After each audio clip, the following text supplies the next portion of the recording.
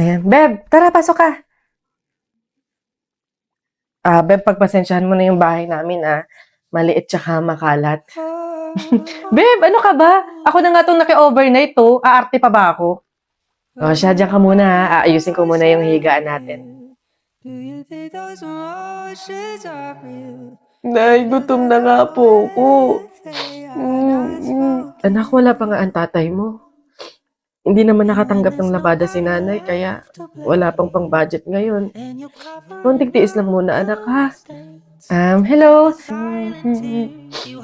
May tinapay ako dito, oh. Gusto mo? Sa'yo na lang. Masarap yan. Salamat, ate.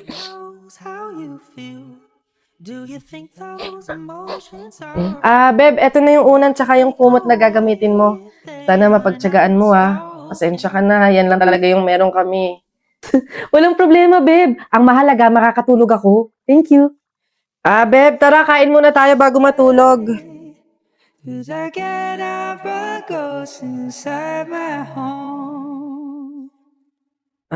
Beb, pasensya ka na, ha. Mantika asin lang yung ulam namin ngayon, eh. Wala pa kasi si tatay, kaya wala pang pambili ng pagkain.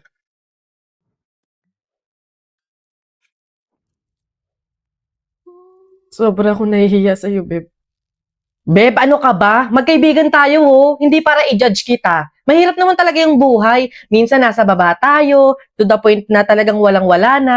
Pero ang mahalaga, hindi yun palagi. Dadating din talaga yung panahon na nasa gana tayo. Kaya na tayo?